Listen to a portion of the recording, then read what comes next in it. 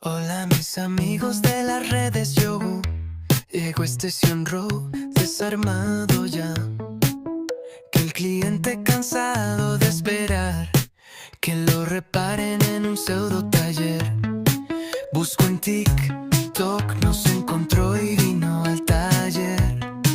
Hey, hey, hey, hey. Ahora estamos reparando y reponiendo piezas así. Es como solucionamos ya que tenemos experiencia. Desde mi Mari 105 estamos ubicados en Avenida